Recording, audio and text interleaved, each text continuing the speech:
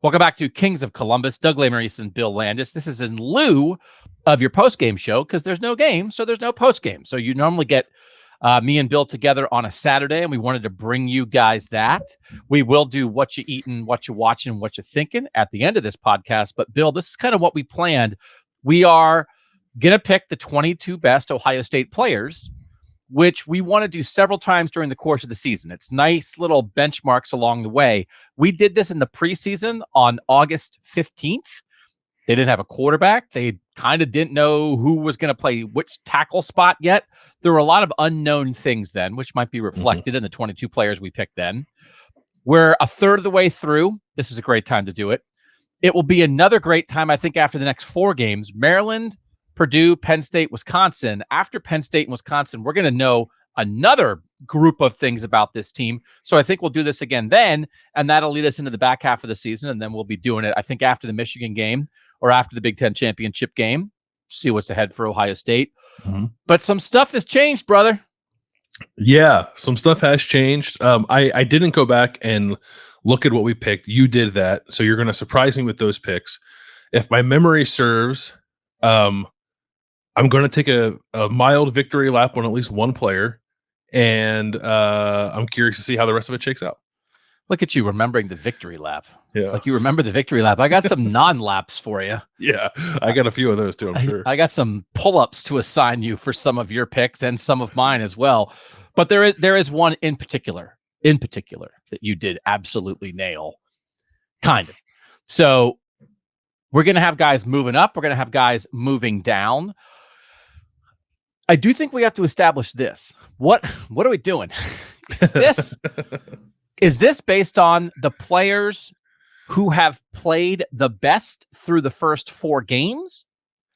Or is this obviously influenced by the first 4 games, but pulling in a fair amount of, we know who these guys are, even if their production or level of play through the first 4 games hasn't been what we would expect?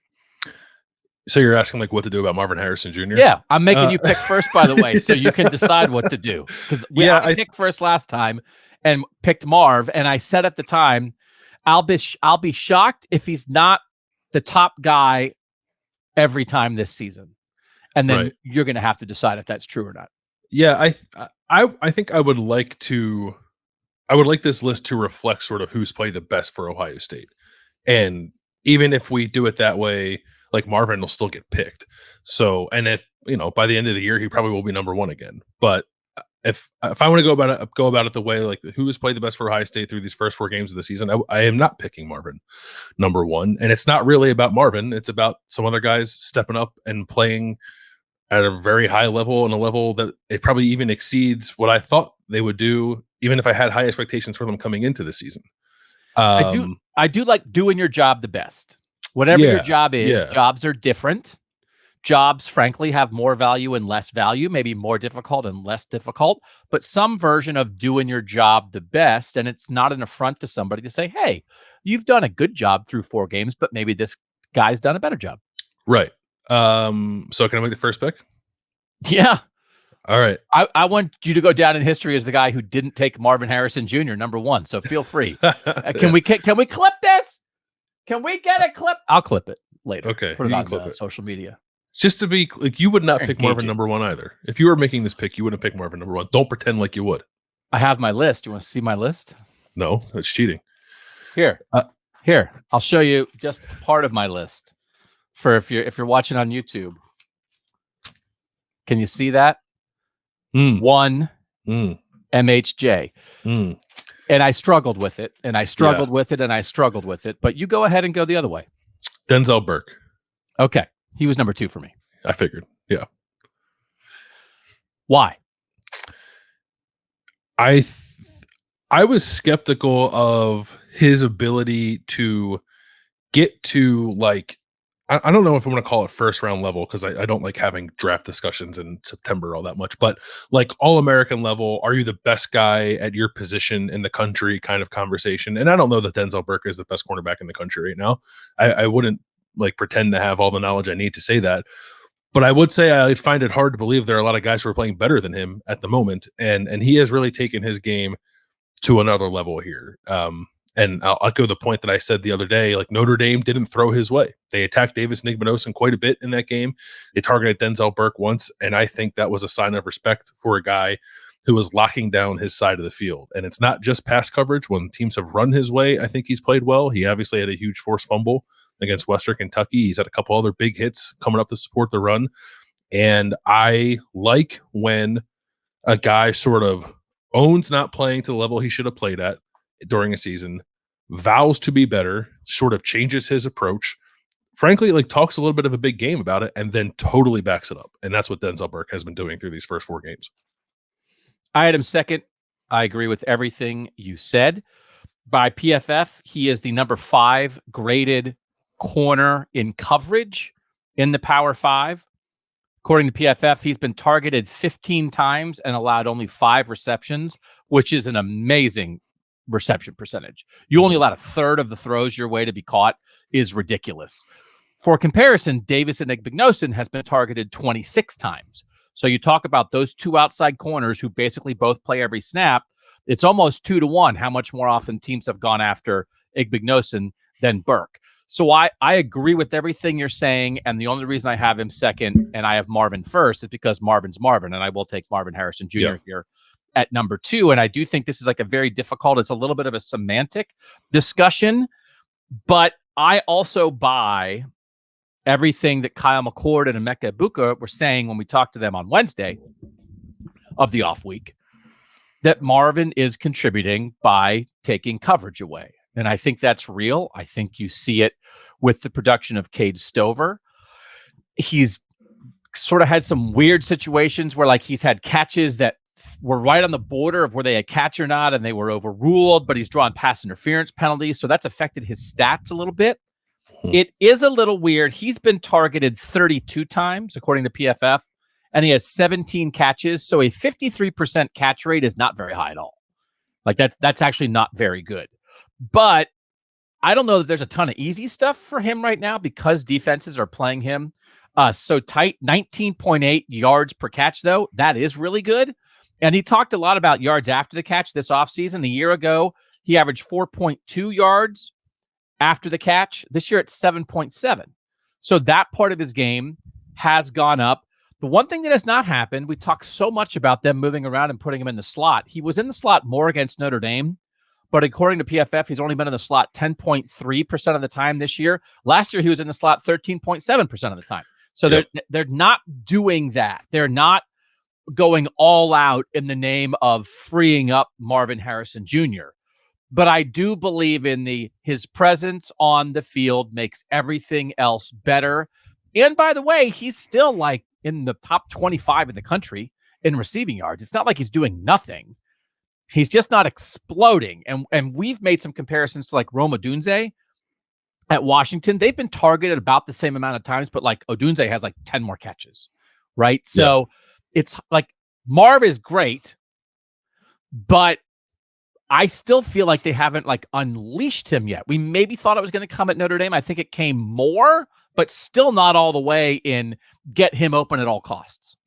This has not looked like what I thought it would look like. And I'm not even talking about statistical production. I'm talking about how they use him.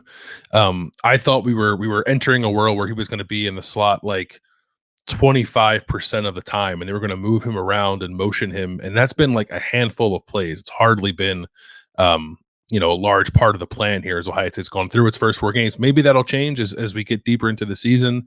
Maybe they're saving that stuff for like Penn State and Michigan. I don't know. I figured if they were going to do it, we would have seen it against Notre Dame, and it just didn't really hit the way I thought it would. He still leads the team in receiving yards, right? He's second in receptions. He's got 17, and Mecca's got 19. It's not like, on the team he's fallen off. He's still their go-to guy. He's been targeted the most. Just like national comparison, his stats aren't maybe what we thought they would be, but he is absolutely helping this offense, whether it's attracting double coverage, getting bracketed, or he's probably got 3 defensive pass interference calls. He's got at least 2, maybe 3. So like he's helping them move the chains in that way too. So he's got a lot of gravity to him, and that gravity matters to the offense, whether or not he's catching the ball. Among Power 5 receivers, according to PFF, those 32 targets is tied for 20th in the country. In the Power 5, again, a particular Odunze comparison. Rome Odunze, 27 catches for 544 yards on 36 targets. Marvin Harrison Jr., 17 catches for 336 yards on 32 targets. So Marvin has 4 fewer targets, but 200 fewer yards receiving. Yep. So like that impact. But again, Washington hasn't played as a team like Notre Dame, and Washington just gets the ball and chucks it. And Washington has an experienced quarterback back in Michael Penix Jr., and Ohio State's breaking in a new quarterback who, by the way, seems like he's ready to do some stuff. So I do think if we break up Marvin's season into thirds, would you believe that from a statistical standpoint, this front third will be his least productive third of the season? Yeah, I do. Assuming that he won't, I don't think he's going to miss any time because of the ankle. We saw him after practice on Wednesday or before practice on Wednesday, and he looked fine. They have a week off. So as long as he gets all those games in, then yeah. Okay. Quick break. That's the top 2. And I think that's the top 2. When we come back, it gets difficult again because of the way this team is built. We'll figure all of that out on Kings of Columbus. All right, Bill, the reason I think this is difficult is because, again, there's a line I got to where it's like, I don't know who the next guy is, pretty high on this list, but there's a great depth of talent. There is not, it is not Joey Bosa, Ezekiel Elliott at the top, right? So it does make it a little bit difficult. So I'm curious to see where you go here at 3.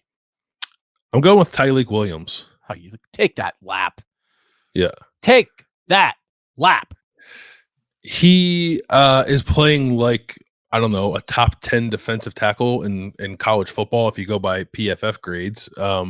But it's more than that for me. It's having watched his entire career and seeing the flashes that he has shown at times, which have most often come against lesser competition. Now he's just sort of doing it every week and I thought he played an excellent game against Notre Dame. He is disruptive in the middle. He's unselfish. He's taking on a lot of double teams and I think helping free up linebackers and free up a guy like Mike Hall to get some pressures, but Tyleik is still getting pressure on his own.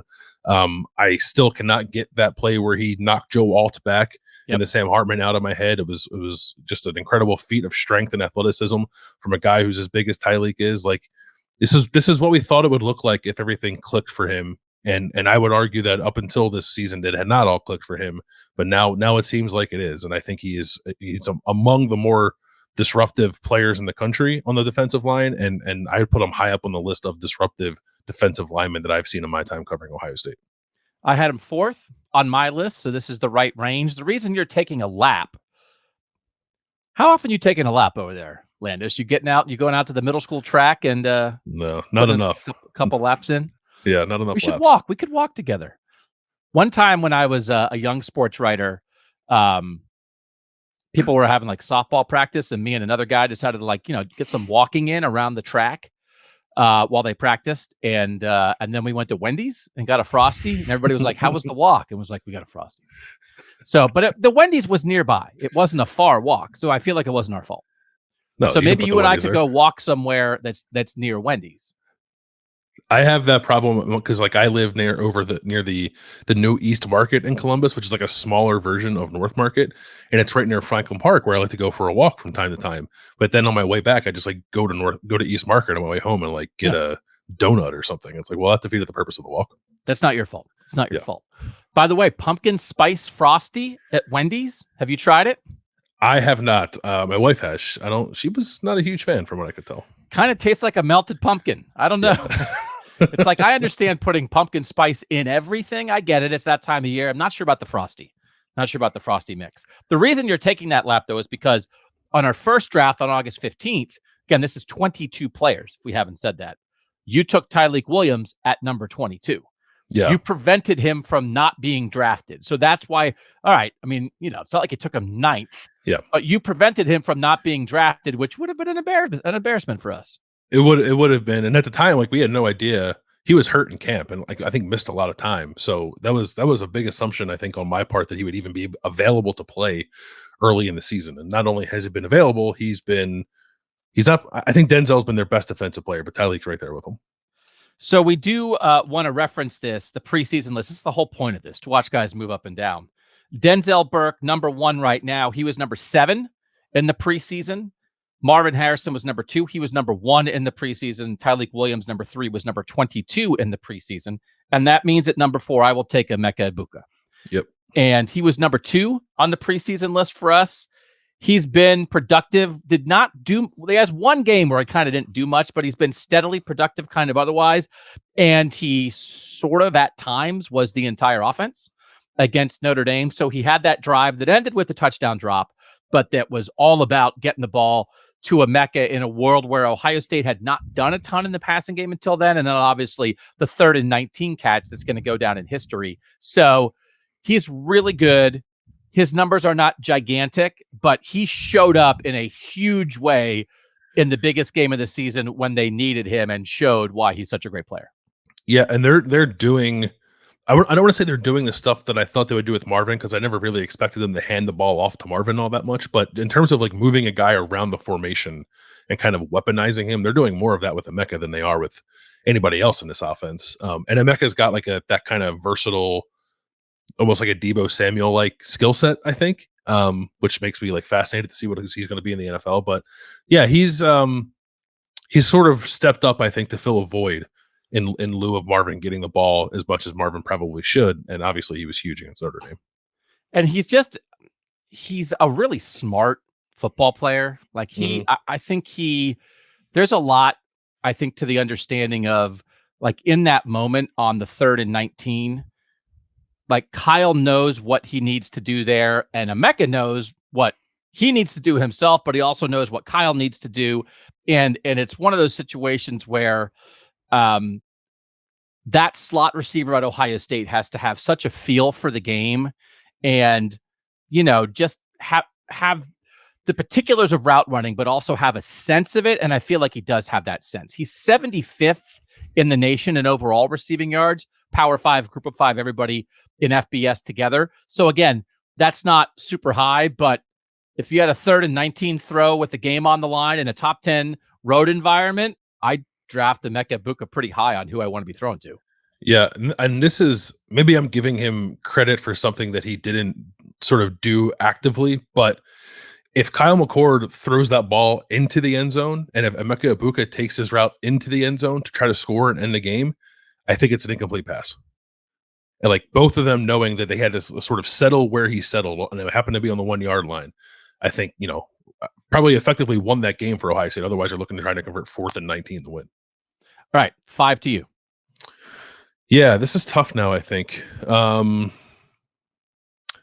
going to go with JT Tuimoloau still, I think. Like the raw stats don't blow you away, and nor did they last year.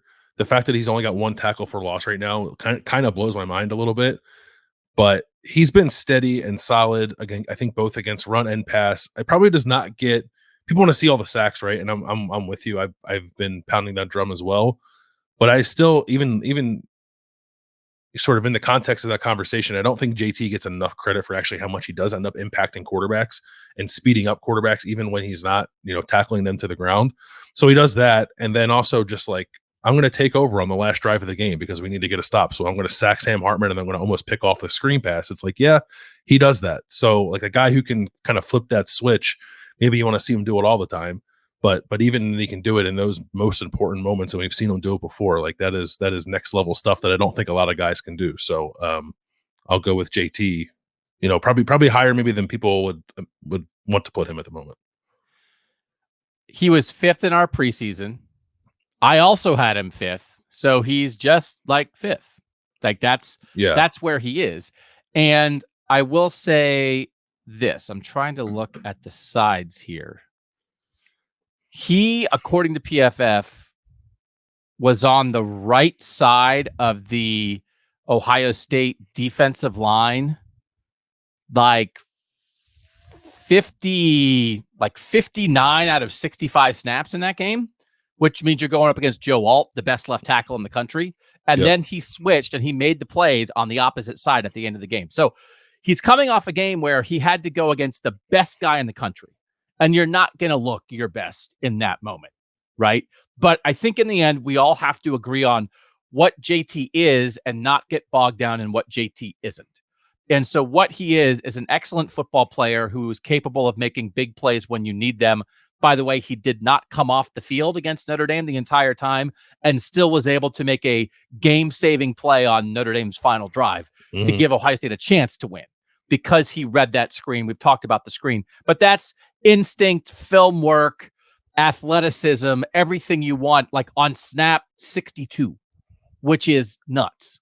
Right. So he deserves to be here and appreciate what he does, and just don't ask him to be Nick Bosa, right? That's okay. Yeah. It's fine. It's fine that he is not that. And we, I say collective, we like media covering Ohio State have probably talked about him in those terms and shouldn't have. And it's not to like excuse anything for JT. I think it's just to like we need to be honest in our assessments of what he is and what he's not, and what he is still very good. All right, help me on this one because I'm taking Tommy Eichenberg 6th.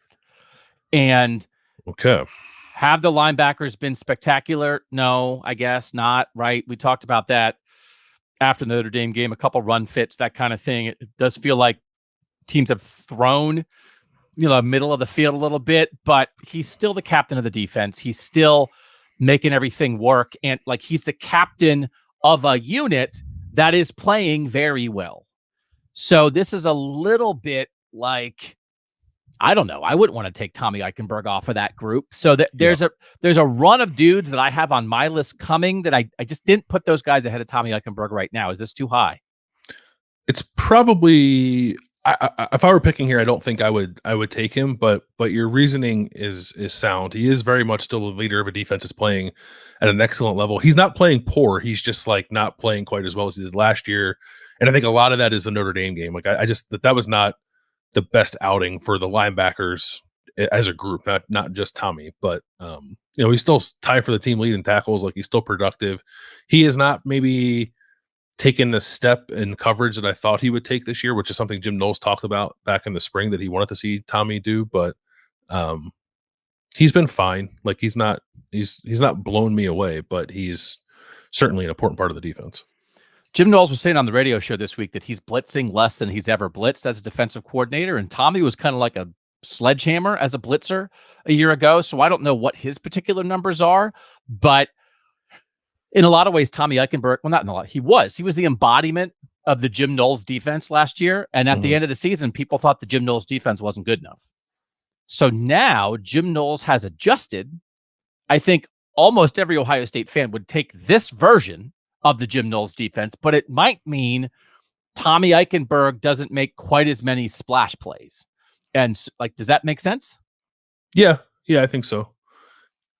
Yeah, I think so 6 then. So yeah, where'd you have him? Where was he on your list? I didn't do like a big board. You're just I have like a list of names, but not really in any kind of particular order. But I probably would have taken 2 or 3 guys ahead of him that are still available. Yeah. So what's up when I'm like 9th? Yeah. All right, back to me. I'm going to take Cade Stover. Okay. Who, like, I understand draws the ire of many in the fan base for some of his missed blocks, especially on the perimeter. He has been incredibly important to this offense as a pass catcher. Like, it is unbelievable to me how important he's been as a pass catcher for this offense while they're trying to navigate all the attention that Marvin is getting and not just throw the ball to Emeka Egbuka on every play. Cade Stover has become one of the more productive receiving tight ends in all of college football. And he's looked pretty good doing it. The fumble aside that he had against Western Kentucky, I think he's looked very good in that role. And I actually think his inline blocking is fine. Like, it's up to snuff, I think. His pass blocking, when they ask him to do that, has been okay. It's just when he's on the perimeter, he's not very good at it. And they're usually like glaring misses, although he's had a couple good ones out there too. It's just inconsistent. But I think that is more of the staff continuing to put him in a position that he doesn't perform all that well in than it is like him doing anything wrong. Like, it's like he does what the coaching staff asked him to do. But when they go to put the ball in his hands in big moments, he more often than not delivers. And he's pretty good in the open field too. So in terms of offensive playmakers, he's been like their second or third best one this year. And I was not anticipating that coming into the season. So you're taking him here 7th. In the preseason, we had Cade Stover 13th, which maybe was a little low because we kind of had some guys we thought that might pop ahead of him. So that's a nice rise for Cade Stover. Tommy Eichenberg, by the way, we took him 6th. He was 4th in the preseason. So around the same spot. I had him 8th. So this is, I think, the right range. And again, we were talking about this on Wednesday at interviews, and you were looking stuff up about like production and stuff, right? That, again, pass catching for tight ends, he's in the top 5 in the country, isn't he? Yeah, I think he was tied for 5th, maybe, or maybe he was 6th for receiving yards among tight ends in all college football, and he's 4th among tight ends in yards after the catch. Okay. So he'll go 7th here. We'll come back with pick number 8 right after this on Kings of Columbus. Doug Lesmerises back with pick 8, and I'm going to take Kyle McCord. So we didn't really know what to do with the quarterback position in the preseason on August 15th when we did it. We wound up taking Kyle McCord 17th. To take him here 8th is a nod to peak. Like the best. This is like last drive, Kyle McCord. Yep. Right. So, I think I told the texters this. If you want to be a tech subscriber, by the way, 614-662-4509. People keep trying it. People keep seeming to like it. You get a 2-week free trial. I asked Kyle McCord. Someone had suggested Kyle McCool after the game. I said, do you like Kyle McCool or Kyle McCalm? He said Kyle McCool. And he didn't say, I've told this story. Sam Hubbard, one time I tried to ask if we could get to an old Mother Hubbard kind of thing with him of man, that old mother Hubbard, right? That he's so tough. He's an old mother. And he was like, get away from me.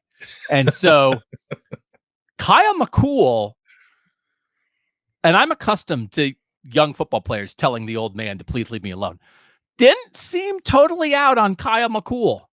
No. I think he might be all right with that. It's a good t-shirt. I think, and he's a shrewd businessman, I think. So I think he knows a good idea when he hears one. So we're okay with that. So someone on the text also offered Kyle McGriddle because their explanation was it's not always that great, but sometimes it's just exactly what you need. And I was like, well, he won the Notre Dame game. I understand maybe, it wasn't perfect all the way through. So I didn't offer him Kyle McGriddle, but I think here is not crazy. We have to get to the secondary. I think the secondary is the best part of this team. Right. So I understand we have to get there. We've done Denzel Burke and we haven't done anybody else in the secondary yet. We got to get there. But I thought it was okay to put the quarterback above them. What did you think of Kyle McCord being here at 8? I thought he was definitely top 10. I maybe would have waited one pick, taken the guy that I'm going to take with my next pick, and then taken Kyle. Just as a nod to how good the secondary's been and how important it's been to them. But Kyle's been really good. And if we're being too influenced by the last drive against Notre Dame, it was really good. That's why. And I know you'd been citing Kyle McCord's third down stats against Notre Dame for a while, whatever he was, 10 of 13 or something like that, right? Yeah. And he seemed aware of that because that was brought up to him. And I think he might have known how good he was on third down also, which is, I don't know, if we're going to do a shorthand, how do you judge a quarterback? It's third down, late game. Is that the best way? It's okay, A+. So let's draft him here. So I think we're basically in agreement on this. All right, number 9 to you. Lathan Ransom, who I don't know. You tell me if you think there's a discussion to have amongst the safeties who should be first. I think it's pretty clearly Lathan, especially coming off of what I thought was a really good game against Notre Dame where he led them in tackles, and I thought kind of set a physical tone for Ohio State's defense in that game as well. He is basically a third linebacker at times with the way that he plays and the way that he comes downhill against the run. But he's done some stuff in coverage too. Made some nice plays at the second level that just ensure. I highlighted a play like this earlier in the week. There was a run play that Notre Dame had that went for 10 yards, and I thought last year that was a run that gets out of the house. And it didn't because like Lathan was there and Josh Proctor was there and actually Denzel Burke was there too. And they just kind of like stayed patient and tackled it for 10 instead of letting it be a 45-yard touchdown or whatever it was going to be. And I think Lathan's done some of that stuff too, that's hard to appreciate in the moment because all you see is like, oh, they got a 12-yard game. What's that about? It's like, well, it could have been a 50-yard game. And Lathan made a nice play there. So I think he's done some of that too. And he's been a fairly sure tackler for a guy that gets involved as often as he does. So I think, he was solid for him last year. The Georgia game blunder kind of aside, but he's solid again for them right now, and I think he's their best safety. By the way, on Kyle McCord, if I didn't say it, we had Kyle McCord 17th in the preseason. He went 8 here. You're taking Lathan Ransom 9. I also had Lathan Ransom 9, and he was 8th in the preseason. I've kind of thought of him as a little bit of like a feast or famine player. Like there's no famine right now. Like he's just he's always been a bit of a play. Like he's always been a playmaker. But it was like, is he going to be steady enough? We drop that Jordan Fuller kind of thing all the time. They're not the exact same kind of player. They're not even playing like the exact same kind of position. But he seems like a playmaker and steady right now. So then he's one of the 10 best players on the team. So I figured you would take him. You were always, I feel like a little higher on Lathan Ransom than I am. But I thought, I think this is like the exact right spot for him. And so now I'll go with another secondary guy. This is I had on my list 9, 10, 11, 12 is 4 secondary guys in a row. So now we can debate like where guys should go. But I'm going to take Sonny Styles here. Okay. And this is acknowledging that he's not playing quite as much as some guys. And so we had a big thing in the preseason of like, oh, when we're going to take Sonny. Sonny went 11th in the preseason. And I think if you would have asked both of us, is Sonny Styles going to be in the top 5 in season? I think back then we might have said yes. He's not. That's not what he is yet. It's not. And I will say, as we do this breakdown, even though there's a depth of talent, in looking at the number of snaps, offense and defense for this team, there's a clear top 13 on defense. And the 13 are all the starters, Sonny Styles and Jordan Hancock basically splitting the nickel spot. And then instead of 2 tackles, it's 3. It's Tyleik Williams, Mike Hall, and Ty Hamilton.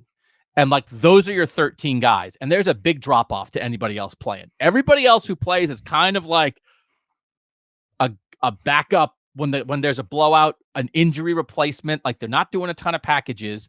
And Sonny's one of those 13, but defensively he is 9th in snaps, right? And he's ahead of Josh Proctor because Josh Proctor missed a game because he was hurt. So he's not a full-time guy. By the way, on the offensive side of the ball, it's a clear top 11. They have 11 dudes. Like it's the 11 that you think of. All the starting offensive linemen have not missed a snap because of injury. I think they've all missed 10 snaps because they pulled them out for a drive in a blowout. And then it's the top 3 receivers. It's the number 1 running back, the number 1 tight. There's not a lot of wrinkles. So there's some clear guys here. So Sonny he hasn't played as much, and I don't think he's necessarily exploded in the completely optimum unicorn way that people expected. But he sure played some good football for a second-year player who should be a true freshman and who hasn't ever started before. Yeah, and I think they are. I think there's still a feeling out process to figure out like what is best for Sonny, like on the field, step 1, and then like from there, what do you do is step 2. And some of the ways we're using him against Notre Dame, I thought was encouraging. I don't have much of an issue with him. People are like, why isn't Sonny on the field? Why isn't Sonny on the field? It's like, well, they're trying to match personnel, and maybe they were trying to do that too much. But he played a decent amount. He played like 44 snaps, I think, in that game, and there was only 65 total defensive snaps. So he played the majority of the game, and like him down close to the line of scrimmage, I think is really special. The more you watch him play, and it's like you want to see him kind of do everything. You want to see him play deep a little bit and show off his range. I don't know. Is he just a linebacker? Maybe he's just a linebacker, which is I think is okay for this defense, especially against some of the teams are going to play here in the Big Ten slate. But his highs are as impressive as anyone I think on the team, and probably on most teams around college football. There's not the down splashy playmaking, but I think that can still come for him. He's still only 18 years old, and I still think it's very much on the table for him to rise up this list and be more like a top 5 guy, whether that's the next time we do this or when we do it at the end of the year. All right. Who's 11? I will stay in the secondary. I think you and I are on the same wavelength here. I'm going to go Josh Proctor. We're not exactly on the same wavelength with that because I was doing the list and like he is not in my secondary run. And then I got to where I had him on my list and I was like, this is too low. But it was in Penn. So I left him there. That's tough. I had him 18th and you're picking him 11th. And I think you're closer to right. Yeah, I just don't know. Like, I would hear an argument for Jordan Hancock over him. I don't know that Jordan Hancock has like played enough, or I don't know. Jordan Hancock's been really good. I would put Josh Proctor ahead of Davis Igbenogson. I don't really know if I think twice about that. If you're ranking secondary players, he's been really good, and maybe I'm picking him higher than perhaps I should to remind people how wrong I was about him, which I've said a few times in the last 2 weeks. Like, I would not have had him in like my top 40 preseason.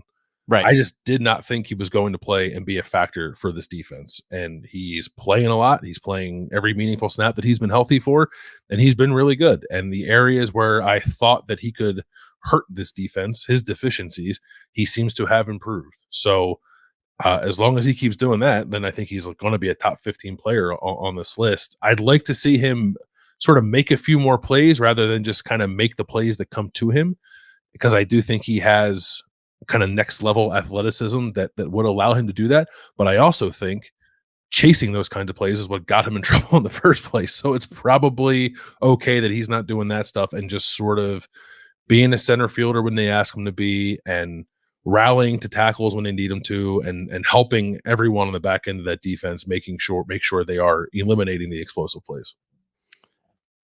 Was not on our list in the preseason. Did not make our top 22. And to come back for a sixth year, I almost felt, sort of felt like why is he doing this? Like, he should either go to the NFL or transfer somewhere where he's definitely going to play. They brought in Jahad Carter from Syracuse. That felt like, okay, he's going to play ahead of him. And plus you have young guys like Sonny Styles and Kai Stokes, and like Josh Proctor just won a job and has played well. So all credit to him. And I don't think this is outrageous. I would take Davis and Igbenogson ahead of him, and I will right here draft Davis and Igbenogson at number 12. And I'm trying to give credit to like somebody has to be the guy they throw at, right? So they don't want to throw at Denzel Burke. Yeah. So then they're going to throw at Davis and Igbenogson. So he's going to be kind of on the spot a little bit more. And he is very physical and can get in trouble a little bit, but like, it feels like he fights for everything. All the stuff they've talked about, guys getting hands on balls, it feels like that's Davis and Igbenogson is a big part of that. Maybe take some risks. Maybe he's going to draw some penalties, but I don't think you're like panicky when they throw at Davis and Igbenogson. And so sometimes to be opposite the guy that other teams are sort of afraid of is not an easy thing to be. And I got to give him credit because I thought Jordan Hancock would be the second outside corner. And so he won that job, or they just decided Hancock's better in the slot. Davison at 6'2" is too big to play on there. Whatever it is, in the preseason, he was not in our top 22 because I think when we thought top two corners, we thought Burke and Hancock. And it's not. It's Burke and Igbenogson. So I'll give the guy the nod for winning the job, and I'll give the guy the nod for like being a long physical corner who's not afraid to mix it up. He's going to get beat sometimes, but I think he's pretty good. I mean, the receptions that he's given up, I don't know this offhand. Like, this is sort of anecdotal, I guess, but like they've all come with like he's playing off coverage and the guy's stopping short and there's flipping short passes in front of him, but he makes the tackle like almost every time. Yes, he's very good tackler, physical, which is like all he's asked to do in that position. He's not going to make a lot of plays on the ball when he's been playing off coverage as much as he is, but his job is to rally and make the tackle and make sure a 6-yard reception stays at 6 yards. And he's largely done that. And they didn't have that in their secondary last year. They didn't have it at corner last year. That's the first long touchdown against Michigan last year. Like, Cam Brown couldn't make the tackle. I think Davis and Igbenogson makes that tackle. And is he a little handsy? Will he get more pass interference calls than you want him to get? Probably. But I also think his length bothers receivers too. And I think you want that in your secondary, you want that on your defense. So I don't think the mere fact that they're throwing at him and have had some receptions against him means he's playing poorly. I think it's style of play and what he's being asked to do. I do think he's doing quite well. According to PFF, he's allowed 16 receptions and only allowed 70 yards after the catch. That's 4.4 yards per reception. So that is not letting guys break tackles and go.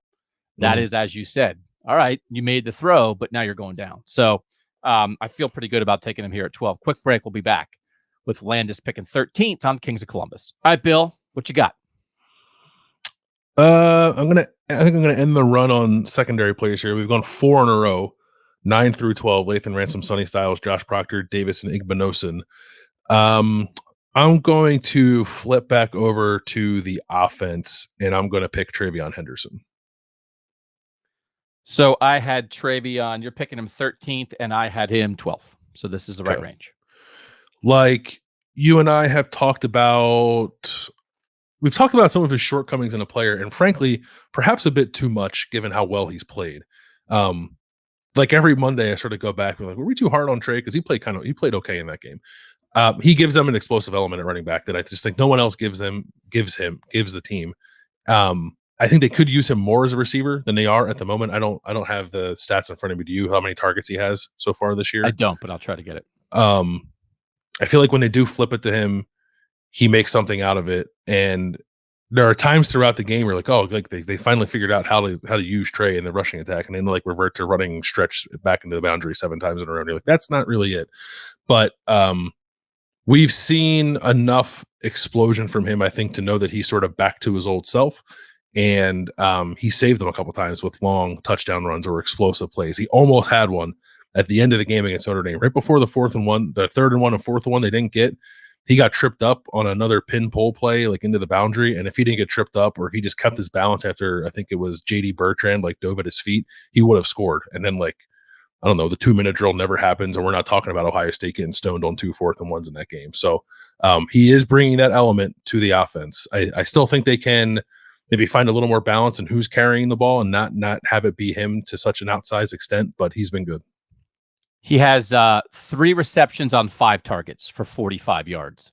That should be more, right? Targets for Ohio State this season: Marv 32, Emeka 26, Cade 22, Julian 19, Carnell Tate 8, Travion 5, Chip Trainum 2, Mayan Williams 2 out of the backfield. So I think it should be more. Like I think it should be a primary component of the offense of we are going to throw to Travion. He has 44 carries, averaging 6.7 yards per carry, 5 touchdowns. He's the only guy on the team that could have done what he did on the 61-yard TD run. What he does, he's the only guy they have that can do that. Yep. Like maybe, I don't know, maybe Evan Pryor, when Evan Pryor gets his chance, I don't know, but like nobody else is like that. So again, I think we've reached the point probably with Trey with you appreciate what he does and don't get caught up in what he's not. But I do think he is the kind of back that you do need a second back with him. But guess what? They found that. So that's okay. You don't have to be Ezekiel Elliott. And so I think I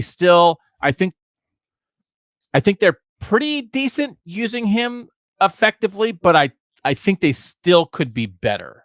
And that's not a criticism of a player to say the team needs to do a better job of putting you in situations to succeed. And if they really zero in on that, he has a chance to make some more huge plays for this team this season. Yeah, he does. And I don't know. We'll see. Like there are times in all of these games where I think like, okay, they got it. And then they just sort of revert back a little bit, as I said, but like those gap scheme runs, those pin pull runs, the long touchdown play, and then the one where he almost scored. And they're like kind of outside hitting, but if they're not zone runs where he's like trying to find the crease. It's just like this play goes here. I think those suit him better. So we'll see if they start doing more of that. All right, I'll take Jordan Hancock at 14, and that really does kind of end the secondary run. By the way, in the preseason, Travion Henderson was 9th. Now he's 13th, and in the preseason, Jordan Hancock was 12th, and now he's 14th. I think he's settled in. He's a good cover guy in the slot. I think they need that. We talked about a lot in the preseason. Play a corner at that spot on passing downs. Ta-da! He's the guy. I think he certainly can play outside corner. I almost wonder if like him playing inside corner, just like Sean Wade, I think guys are a little apprehensive sometimes of going to the league if they haven't played outside corner. So he had 2 injured years. Now he's a slot corner. This might encourage him to stay next year. And then Ohio State's outside corners next year can be Davis and Igbinosun and Jordan Hancock after Denzel Burke goes to the league, which isn't a terrible thing. But I think he's a good football player, and I think he could do even more if they asked him to, but I think he's suited for this role and has played well. He has, and I wonder, if we want to talk about 2024 for a second, like Davis and Igbinosun's back, Denzel Burks can go to the league. If their outside corners next year are like Jermaine Matthews and Davis and Igbinosun, and then Sonny Styles is playing the bandit in place of Lathan Ransom, and then Jordan Hancock is just like your nickel all the time, I think that could be out there too. He's really good at that spot. And the thing that makes him really good at it is he covers like a corner. But if a team decides they want to start running the ball out of like 11 personnel when you have Jordan Hancock on the field, I don't really have any fear that he won't be willing to stick his nose in there and make a tackle and play in the boxes. I think he can do it. So I don't know. Do I think he's like Brian Branch now all of a sudden? I don't know. Maybe I do. Or Sean Wade to make a more familiar comparison for Ohio State fans. I think perhaps that is just what he is, and he's not an outside corner, which is totally fine. Nickels are valuable. The nickels are valuable. Would you bend down and pick up a nickel? If you walk past a nickel, do you pick it up?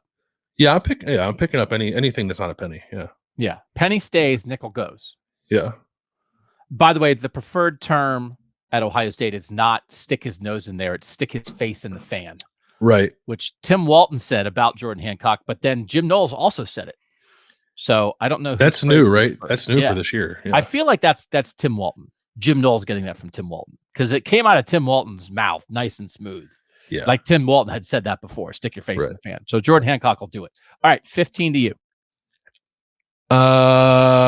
Boy. This is why you make a list. I have a list. No, I mean I'm staring at a bunch of names. Just like vibing. Do I want to go? I know who you want to take. Yeah. I know who you want to take. Yeah. Just take him. Do you know? I know who you want to take in your heart. Who is it? Say it out loud. Go. Josh Fryer. Yeah, it's Josh Fryer. Yeah. Yeah. Do you know how so I have I've repeated myself many times to the point where it's probably annoying about like the inherent value of Pro Football Focus grades. And I'm not now just suddenly going to use them to prove myself right and dismiss that I've said that all along. But I do find this interesting. Except you are. But go ahead. Well, this is just interesting. This is because there are people who like think they matter, and I don't really know that they do. I don't think Josh Fryer's very good PFF grades are reflective of how he's played. They're higher than I would have assumed. But there is one offensive tackle in all of college football that has a pass blocking grade and a run blocking grade above an 80, and it's Josh Fryer. Okay, so he's the best tackle in college football. No, he's not the highest graded tackle. He's like the ninth. I'm not saying I believe these stats, but here are these stats that back up my point. He's number 9 among tackles, like in his just overall offensive grade. How do you think he's played? You're an offensive lineman expert. I think he's been their best offensive lineman. You think he's better than Matt Jones? I think they're pretty even, like 1A, 1B maybe. And I'm picking Josh Fryer first for my own personal agenda, but I think they have unquestionably been their 2 best offensive linemen, and then there is a pretty big gap after those 2 in terms of how everyone up front has played. But I think Josh has been good. Josh has been what I thought he was going to be when Ohio State settled on the idea of moving him back to right tackle and keeping him there. And will he go up against Chop Robinson in 3 weeks and have his head spinning? Maybe, and then we can have that conversation. But I think to this point, he's been pretty good. I think he's allowed 2 pressures. His run blocking, I think, has been solid. I don't think Ohio State should ever run the ball to the left side of its offensive line, ever. He and Matt Jones have been very good.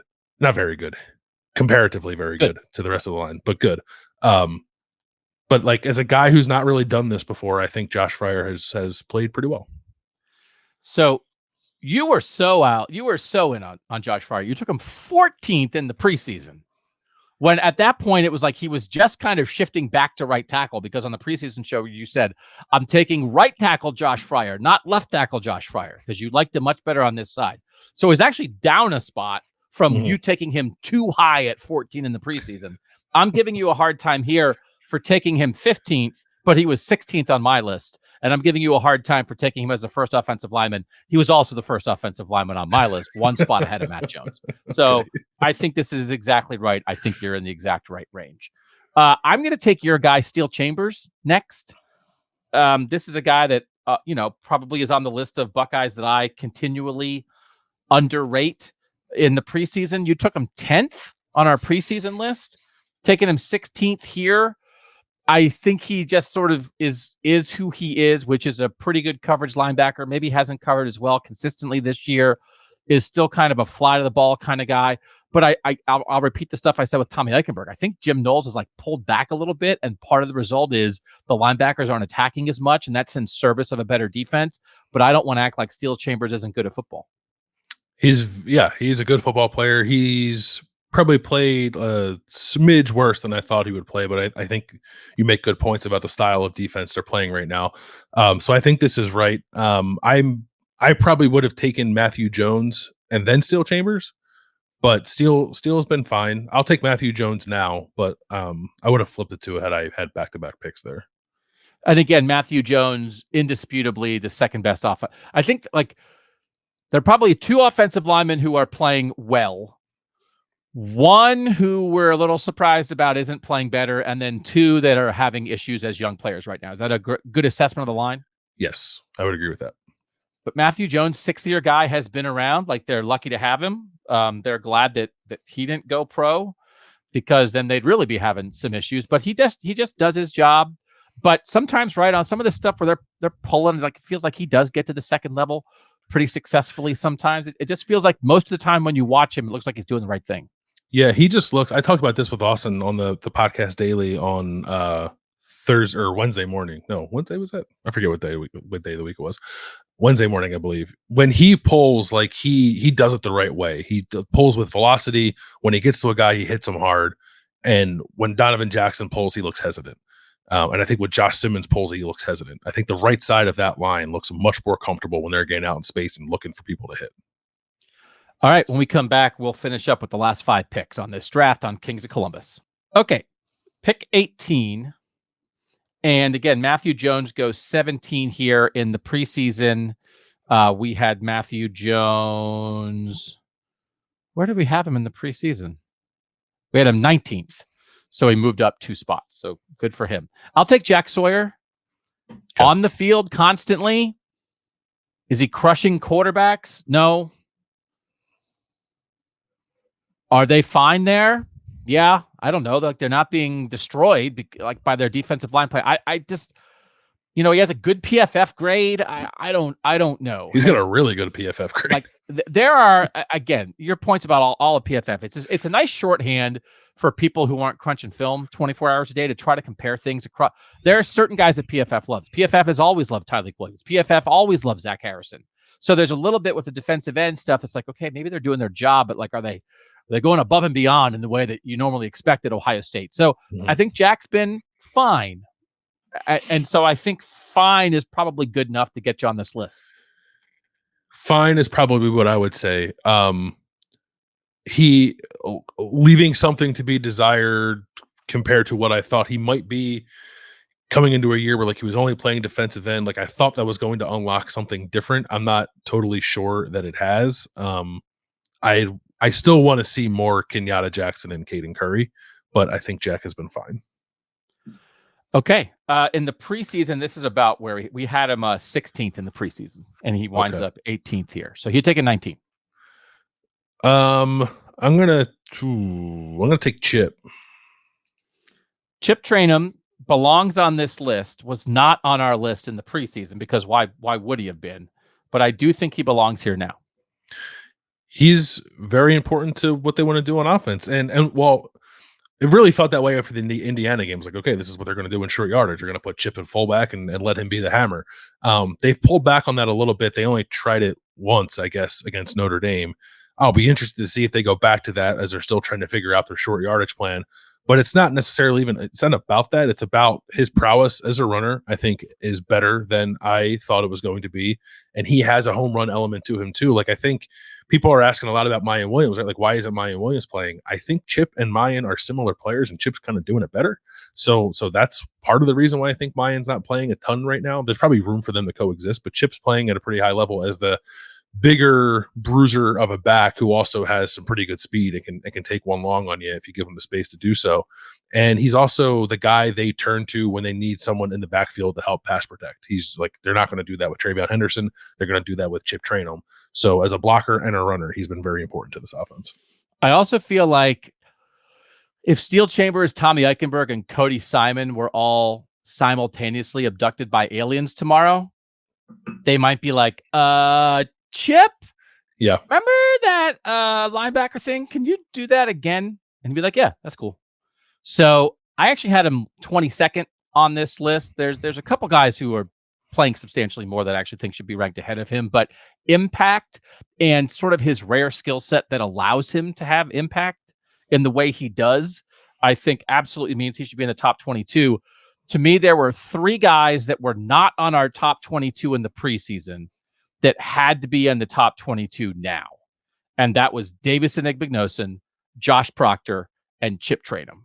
So Yep. we have checked those 3 boxes, and I think it's pretty clear which of our top 3 from the preseason won't make it this time around, but we'll get to that at the end. At number 20, I will take Mike Hall. And I do like Mike Hall was 6th on our list in the preseason. And Tyleik Williams has sort of stolen the thunder there. I don't think Mike Hall's been bad, but has he been fine? How would you characterize his season? I thought he was going to be dominant, like all-American kind of dominant and just take over games. And he's certainly not been that. I think fine is probably a more accurate assessment of his play. Still like flashes, right? There's times where he just totally ragdolls an interior offensive lineman and is like, oh, what happened on that play? It's like Mike Hall happened. So there's been some of that, just not as much as I thought there would be. Okay. So I think that's right. And also, by the way, the splash plays might be coming now. Mm-hmm. So be ready. Number 21 to you. Julian Fleming. I also had him number 21. He is like their best run blocker on the team as a receiver. They probably could target him more than they have. It feels like a whole lot of Emeka and Cade in a world where Marvin's getting a lot of love at the moment. I feel like Julian could get more involved. When they target him, good things seem to happen. He just does not get very much love within the offense, but that doesn't come, or I think there are guys for whom, if their existence was what Julian's is, they just wouldn't, like, why am I going to block? What are you going to ask me to block? You're going to throw me to football? Like, he doesn't do that. And he's a really good blocker on the perimeter. And I think, like, in a similar vein to Chip Trayanum, has been sneaky important to what this offense has done. And caught the game-saving 4th down that kept the drive alive. On the Beefs and Beliefs show that I did midweek without you to give you a little break, because you normally do 17 shows a week, and it's like, let's let Landis do 16 shows this week. That was one of the beefs from somebody saying that, like, anyone who wants Carnell Tate to take Julian Fleming snaps are underestimating what he brings to this offense in terms of blocking and all those things. So I think that's well said. And I'll wrap this up with Donovan Jackson, who I took 3rd in the preseason, and we're going to have him 22nd here. In the preseason, by the way, Julian Fleming was 15th. Now we have him at 21. I mean, like, he's still Donovan Jackson, right? Like, I mean, he's not been nearly as good as I think anybody expected. And he at times does look a little bit lost in the run game, but he's a solid high-level offensive lineman, especially compared to what I think are the even more obvious struggles of Josh Simmons at left tackle and Carson Hinsman at center, just because they're so young. Donovan's at least been around the block. He has. I also wonder how much of his struggles stem from playing next to Josh Simmons, and maybe those two and working between 2 guys who have never done this before. Yeah, who are like Carson Hinsman having some struggles, I think, is not excusable, but at least understandable. Yeah. You'd like to see more than what we've seen from Josh Simmons, and like Donovan Jackson's like sort of playing traffic cop in the middle there, trying to figure it all out on that side of the line, and has found himself in some bad spots sometimes. But yeah, when it's all clicking for him, I still think he's really good. He's not quite as physical in the run game as I thought he would be, like when Ohio State got him, and then like by this point in career thought he would develop to. Still a pretty athletic guy as a pass protector. I don't know. I think there's probably only one other guy you could have taken instead of him when we got to this point, and that was Ty Hamilton. Okay. And maybe I would have considered that. Like, Caden Curry just hasn't played a ton. Kenyatta Jackson hasn't played a ton. Maya Williams has not played a ton. Cody Simon has not played a ton. You're not going to pick Carson Hinsman. You're not going to pick Josh Simmons, and you're probably not going to pick G. Scott. So it's almost like process of elimination in my mind a little bit that you're picking Donovan Jackson. But if it's a little bit of a nod to, like, we still think there's some upside there that he hasn't quite tapped into yet, I can get behind that. As I said, it's like 13 defensive guys who have clearly played more than anybody else, and then a top 11 on offense. That's 24. So of those, there's all right. Don't take two of them. Well, we didn't take Josh Simmons and we didn't take Carson Hinsman. So then that's down to 22, and we wound up taking Chip Trainum instead of Ty Hamilton when Chip is not one of that core 11 on offense, but he does play this obvious situational role that's really valuable for them. So I think this is the right top 22, and Ty Hamilton would be 23 without question. He is what he is, which is a good, solid defensive tackle who's not going to make a lot of splash plays and does the dirty work and is needed inside. And by the way, it's clear they don't really trust anybody beyond those top three. So like that's a big deal because you really can't play two. They always say they want to play six. They're playing three. They're not playing Tywone Malone. They're not playing Hero Kanu. They're not playing Jaden McKenzie. They're playing three, and Ty Hamilton's one of them. So we don't want to overlook his contribution to this team. That means there are three guys who were in our preseason top 22 who did not get picked. Kenyatta Jackson was 18th in the preseason. Mayan Williams was 20th, and Jihad Carter was 21st. But we couldn't consider any of them for this list, Bill, because Josh Proctor beat out Jihad Carter, Chip Trainum beat out Mayan Williams, and they've just decided they're only playing two defensive ends, and so Kenyatta Jackson has like 50 snaps. Yeah, I mean, we're past the point of projecting what we think guys could be. We have games to go off of now, so I don't, as much as I want to still embrace the idea of Kenyatta Jackson helping this defense, and I think that he could, they're not using him a whole lot. So how could we pick him? 54 snaps. So again, that top 13 for the defense cuts off with Mike Hall playing 118 snaps. The next group, Jihad Carter 68, and that's because he had to start for Josh Proctor the one game. Caden Curry 57, Cody Simon 56, Kenyatta Jackson 54, Malik Hartford 47, Jaden McKenzie 37. Again, we're just getting down into guys where, they've had 13 guys play at least 100. And then you're getting into the 60s and the 50s. So there's just a core group on defense, and there's clearly a core group on offense. Like they haven't gone 12 personnel a ton, right? Like that G. Scott, Joe Royer, let's take a receiver off the field. I think, like you said, the receiver they'd be taking off the field is Julian Fleming, who's the best blocker on the team. So like, why would they do that? Better blocker than those tight ends, yeah. Are you surprised they haven't gone to 12 personnel, two tight ends more often, or given sort of the structure of the roster, does this make sense to you? I'm not surprised because I did not think they were going to do it a ton coming into the year, and then they did it a lot against Indiana. I was like, well, I was wrong. But now it does seem like they settled. I don't know. I charted all the offensive plays against Notre Dame. I didn't tally this up, but I didn't do the 2-minute drill where they only had one tight end on the field. But in the first 50 plays, I want to say they had two tight ends on the field, probably like 5 times. Which is about what I expected. Like when you get down closer to the goal line, maybe you do that stuff, but it is not part of like the base offense in a way that it was with like Luke Farrell and Jeremy Ruckert. So I'm not surprised we're there. I did think after the opener, we would be trending in that direction, but it has reverted back to much more 11 personnel. I mean, you just look at how many snaps the third receiver has played. Julian Fleming's played 173 versus the second tight end, G. Scott's played 84. Mm-hmm. So like that's not a comparison. If you're really going 12 a lot, that should be close, and It's not close. So I'm going to do what I think I didn't do on the first show, which is recap everything. When I was trying to go back and what did we do last time? Made it difficult. Here we go.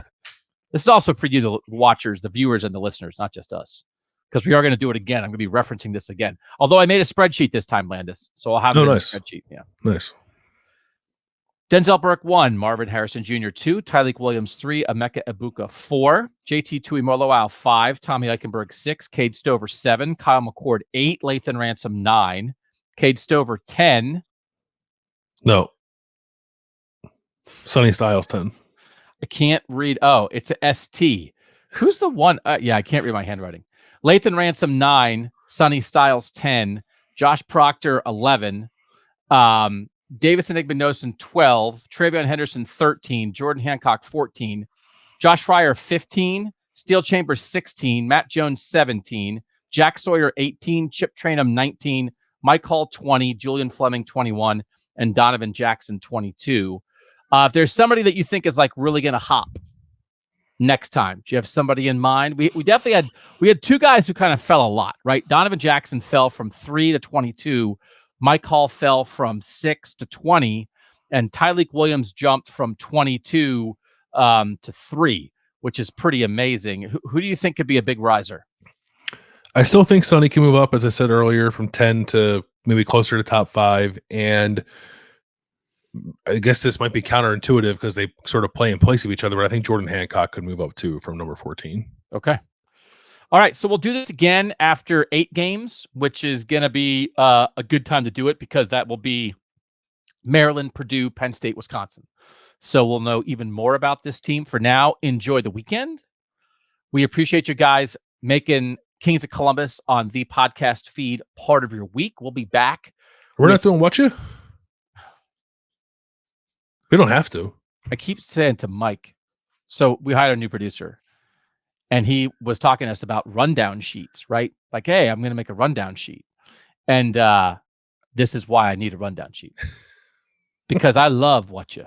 I love it. I thought I was in. So here's the stuff people don't want to know. Like it's like, we're going to record. And then like often I'll say to Landis, hey, can we push back the recording time by 15 minutes? You know why, right? So I was in there pushing back the recording time and going over my watches. It's like it matters to me. It's like the highlight of my week, and I almost forgot to do it because I don't have a producer and I don't have a rundown. Plus, we have a thing, Bert. We have a thing to put underneath it on the YouTube screen. Thanks for saving us. We'll come back and do what you're watching, what you eating, what you're thinking right after this. All right, Doug and Bill. Also, I was so excited we're going to keep it to almost an hour. And now it's like, nope, it's going to be 90 minutes again. All right, what you eating, Landis? What am I eating? So last Saturday for the day of games, watching football all day leading up to the Ohio State game, I wanted to get some pizza, and I wanted to try a new pizza place that I haven't had yet here in Columbus. So we ordered from Borgata Pizza. I think maybe it's Borgata Pizza Cafe might be the full name. Now, there's more than one location. I think like the main like brick and mortar store is up on like 161, like Dublin Granville Road, going up towards Sawmill. We did not order from there. We ordered from the one that's in Bud Dairy Food Hall, that's in like Italian Village, closer to where we live. So probably didn't get the full experience. And by the time like I got back home, like it wasn't hot, whatever. But it was good enough that I want to like go now to the store and like get it fresh and experience it the way it needs to be experienced, because I think it is my kind of pizza, which is like triangle cut, big slices, nice flop to it. I think it's the kind of pizza that you want to. And I've heard people say that that is their favorite pizza place in all of Columbus. And I've lived here for 9 years now and have not had it yet. So I wanted to make sure I tried it. And I thought it delivered. I'm giving it the benefit of the doubt because I know I didn't have the best version of it. But even then, the version I had, I still thought was pretty good. Do they do slices? Do you know? I think the one at the food hall, I think definitely does. I don't know if you can go to the restaurant and get slices or not. Okay. Always in favor of pizza recommendations here on Kings of Columbus. So that makes me want to go try that for lunch. Maybe here on the bye week, I'll do that.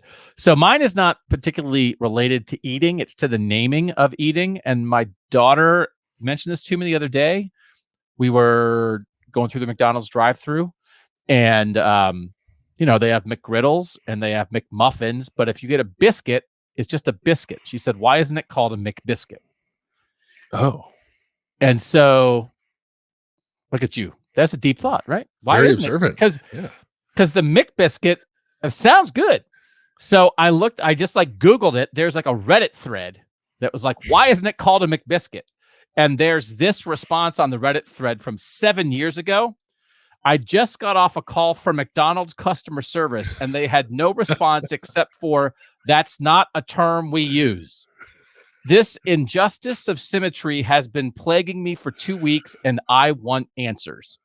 So much respect to that person. Also, I discovered Wallace and Gromit. You know what that is? That's like the claymation, like old guy and dog. Yeah. They have a movie or a show where there's a character called Duncan McBiscuit in that movie. So they're thinking the right way. So I don't think it's too late, because you can get a McChicken biscuit. The chicken's a Mick, but it's not a McChicken McBiscuit. It makes much more sense for it to be a chicken McBiscuit than a McChicken biscuit. But like the idea that it's not a McBiscuit is mind-boggling. There has to be a reason. Yeah, I want to know, like, why is it not like a McBurger? Yeah, I mean, all Because it's a McDouble, right? You yeah. get a double, it's a Well, Big McDouble. Mac. I mean, like they're pretty close. Royale with cheese. I mean, they're all wild. McRoyale with cheese. I don't. It's very incongruous and inconsistent. And so I'm glad that we're not the first person thinking of it because somebody on Reddit was bothered by it 7 years ago. Yeah. All right, what are you watching? Not a show for me this week. It's a concert. I went to see a favorite band of mine, the Gaslight Anthem, play here in Columbus last Friday night. It was a good show. They didn't go on until after 10 o'clock, which is way too late for me. And I didn't get home till about midnight or after midnight, I guess like 10, 12:30 almost. But it was good. If I were picking a set list for them to play of like their entire catalog, I think it would have been something pretty close to what they ended up playing on that night, which is always nice. But maybe more than anything else, what I enjoyed about it was at the Bluestone, which I had never been to before. The Bluestone over here, kind of on the east side of downtown. It's like an old church that's turned into a concert venue, like a lot of places are. Just a cool spot to see a show. It was super hot and super sweaty, but good music and a good place to see a show. And it was the first time I'd been to a concert in probably like 6 months, so that was nice. Oh yeah. Are you normally a big concert goer when you don't have a baby? I like going to concerts. I think I've shared before. Like my wife is not huge into going to concerts, so I end up not going probably to as many as I would like to. But I went to that one by myself, and it was Oh, you fine. did And I'll it. probably do it again. Yeah. So did Yeah. did we discuss that previously on what you're watching, what you're thinking, what you eating? The idea of going to a concert by yourself, did we help you work through your fears to get you to that show? You did. Yes, everyone did. I appreciate it. Yeah. It was fine. Friend of the program, Adam Jardy, was there actually, and his brother Nice. was there. But they stand too close to the stage for me. I like to stand in the back. Okay. Yeah. Well, this one's kind of related to you because my watching is I just went down this afternoon and my wife is sitting there watching like the Kelsey brothers documentary. Oh, I want to watch that. Yeah. I don't want to watch it. And she doesn't particularly like football. She just likes the Kelseys. And she's like, I like the Kelseys before Taylor Swift. So she listens to their podcasts. She watches the documentary. And I kind of want to beat her like, you understand, like, by just consuming the podcast straight from the athlete, you're rendering your husband irrelevant. We're the conduit between the fans and the athletes. And now the athletes are just taking over. So I was just surprised. Like my wife's just eating lunch, just enjoying the Kelseys. And I would not be the person that turned that on in our house. But also, I feel like you could be the third Kelsey brother. Yeah, I could. My brother used to work at a restaurant in downtown Philly that was, I think, co-owned by Brent Selleck, the former Eagles tight end. Yeah. So like Jason Kelsey used to go in there all the time. And my brother said he's actually a cool dude. Like he's not just putting on a front. He's actually genuinely a nice person. I think I could be the third brother. Also, great timing for them to have Taylor Swift to start dating one of the Kelsey brothers at a time when that documentary comes out and their podcast is taking off. Surely None of that is choreographed. Yeah. Yeah. Amazing. So my wife can't get enough of it. All right. What are you thinking about? Not a whole lot.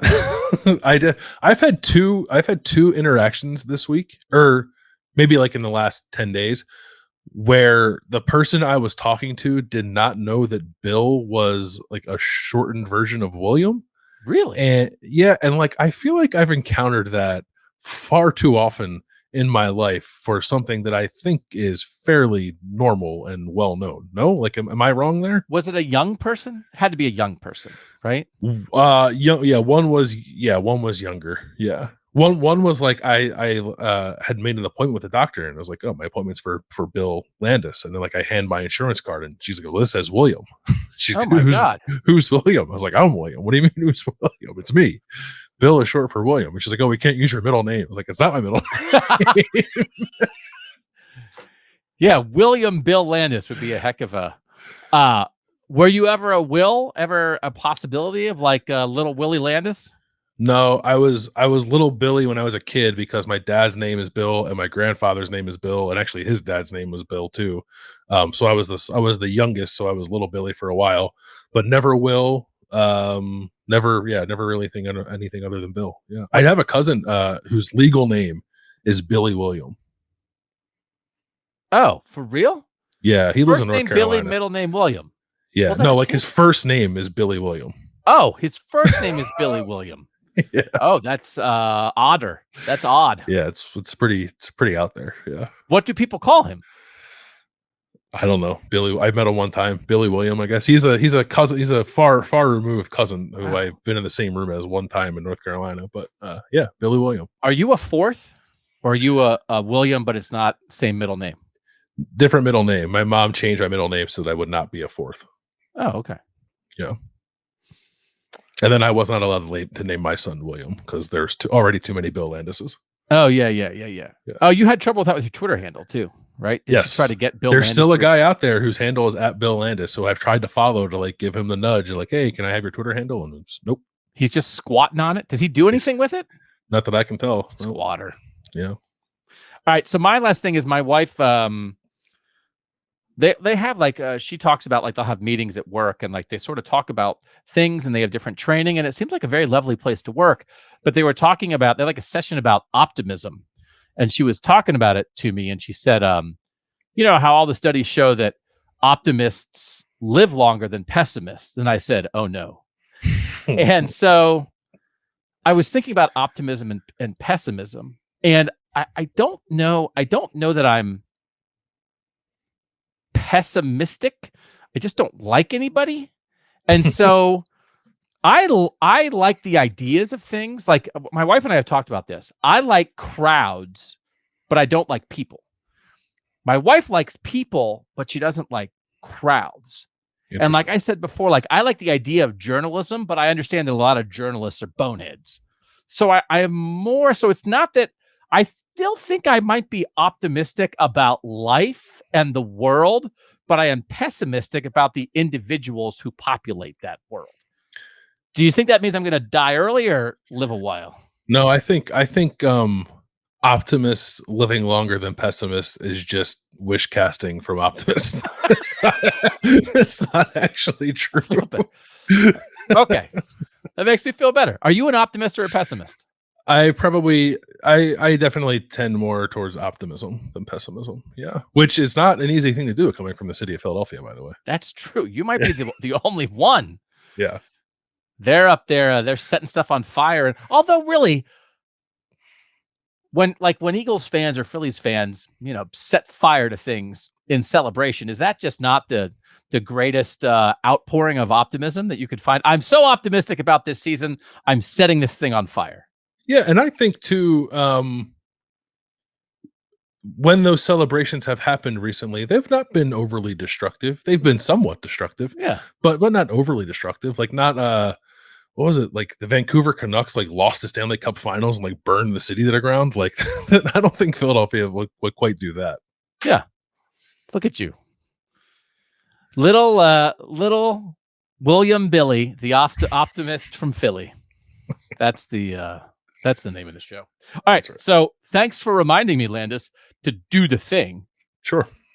You're simultaneously the host and the producer of this show. So anyway, things are popping. Things are happening. We hope you guys are trying Kings of the North on Mondays or Tuesdays, usually on Mondays, on this channel. We also have a separate Kings of the North feed if you want to kind of get used to that channel as well on YouTube. That's where eventually we're going to migrate that show.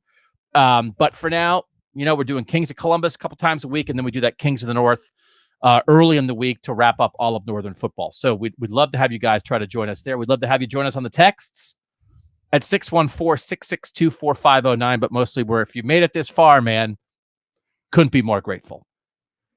For Bill Landis, I'm Doug Lesmerises. Enjoy your football-free weekend. And that was Kings of Columbus.